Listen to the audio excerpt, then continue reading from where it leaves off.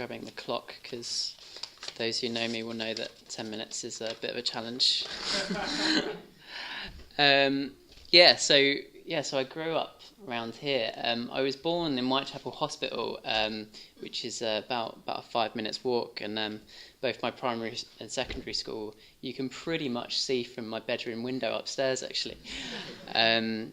So I guess that's it's been a bit of sort of strange thing, sort of growing up around here. I sort of feel like I've just been sort of circumambulating in the LBC for like most of my life, and then finally found my way in. So I'm going to talk about that. When people ask me what it's like to grow up in Bethnal Green, I guess the first thing I always think about, the thing that's like really obvious, is just how much cultural diversity there is in Bethnal Green. Maybe it's like particularly obvious to me because I find myself having to explain that I'm Indian quite a lot. A lot of people tell me I don't really look Indian, but I have an Indian name, so that comes up a lot. It's really sort of a cultural hotbed, isn't it, Bethnal Green? I was actually, after one of my best friends moved back to Ireland in year 6, I became the only white boy in year 6, which was quite strange. And so I didn't grow up with sort of, well, my dad wasn't around when I grew up, so I didn't have a sort of Indian cultural upbringing at all. So I was in this really sort of strange position growing up where I never quite fitted into any of the boxes. Like I definitely wasn't a white kid if I could find any. I definitely wasn't Bangladeshi. I wasn't Muslim, and so that sort of basically led to this sort of strange, just a slight sort of sense of lack of belonging, I suppose. My mum really helped me explore my Indian side when I was growing up, but that was. But there was still this sort of sense of like, who am I? Who am I? And that sort of came to a bit of a head, actually. I remember when I was around 11, just after my friend had left, in the following sort of year, and just thinking, God, yeah, I'm the only. I just felt very sort of alone, and I walked out of school one day when I was 11. And I remember, I don't really know what I was doing, but I just had this sense of like, I need to go and find something that's not this. And I started walking toward, this is mostly just a coincidence probably, but I did start walking towards the LBC. And I was found just like crying and like got taken back to the school. But that has really, really stuck in my mind. Like, why did I start walking in this direction? Anyway, it was a long time before I actually made it. So I guess then when I went to secondary school, I really had this sense of. So I went to Morpeth School just round the corner, and Morpeth is 50% Muslim. I think they might actually even cap it at that to try and keep it sort of balanced. But all of my friends from primary school were Muslim, so I had this sort of strange situation where all of the friends I'd come from primary school were Asian, and then all of these other people who I didn't really know, and I didn't really fit into either box. And so I sort of had this. Well, what I really, really noticed about that was how Islam really connected a lot of my friends, and it was really, really strong for them. So I decided, I'll become a Muslim.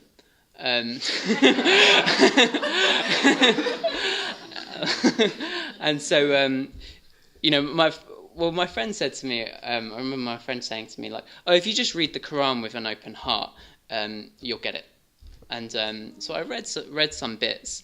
I think I thought I had an open heart, but I didn't really get it. So that didn't really work. I tried fasting in Ramadan, but then I forgot and had some sweets at lunchtime.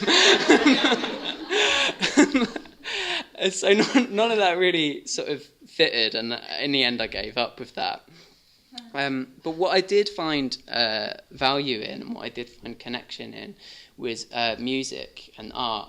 I started hanging around with, well, basically a bunch of guys whose dads all seemed to be musicians, and really started to find this like strong sense of both like value and meaning and just connection. I mean, I definitely wasn't talking about it like that when I was 15. I try not to talk about it like that now, but but it was a definite sense of like, oh yeah, this is something I can actually center my life around, that's fun and sort of means something.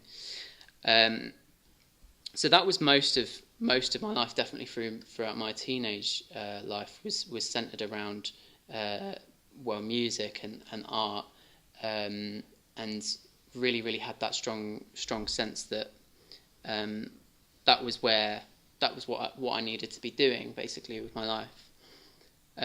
But there was still a strong sense of something was missing from that. Something was missing, and I don't know quite what that was, but it was something like I was just still in my own head too much. I was still in my own head too much with it.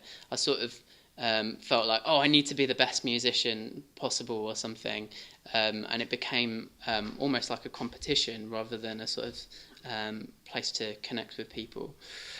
And around that sort of same time, the music industry was falling apart a little bit, so I had to make a decision about, like, okay, how is this going to be my career then? Because all of my friends in record labels are losing their jobs. So I started to get interested in, like, what is value, and started reading a lot of different philosophy, and Buddhism sort of leaked into that. Basically, it was just one of many things at that point that I was really interested in. And one of the many things that was telling me, actually, the way forward is to connect with people and live a life sort of for other people. So you might think that's when I sort of finally thought, oh yeah, that big red building in the middle of Bethnal Green that says London Buddhist Centre on the side of it, maybe I should go in there. But I didn't. I just bought some incense from Evolution next door.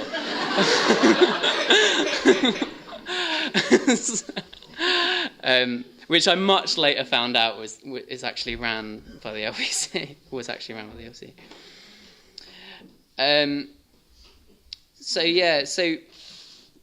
So finally everything sort of came together a little bit a couple of years ago. I was going through quite a strange time. They say, don't they, there's 3 big events in your life that will sort of really, really shake up your life. One is a breakup of a relationship, one is a change of a job, and one is moving house. And so I basically had 2 of those, and then ended up topping it up with a 3rd one, because I had a big breakup that really sort of shook me quite a lot. I think I was kind of sick of Bethnal Green, actually, because I'd basically decided I was going to move in with my girlfriend in Norwich. But I'm really glad I just that changed course a little bit, because Bethnal Green became something very different for me. And yeah, I was changing jobs as well, so I suddenly had a lot more time on my hands because I wasn't running a startup anymore. And I decided what I'm going to do is I'm going to get really healthy. I was really, really not in a sort of good place mentally at that point. And so I, yeah. And so what happened was I decided, yeah, I'll do some yoga. And I spoke to a friend in, I was talking about it in a pub with a friend and his dad. And his dad said to us, you know, if you're going to do yoga, you've got to do it with the Buddhists. Don't go to any of these trendy lot. The Buddhists will do it properly. So I came to the Buddhist Centre. I was like, that makes sense. And at the end of the class, Garavati, who was leading the class, said, yeah, if you want to stick around at the end of the class, there's meditation and a talk.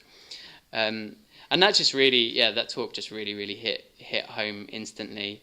And yeah, just to sort of talk for a second about what happened next, I came back the next day and pretty much the day after that, and eventually moved in.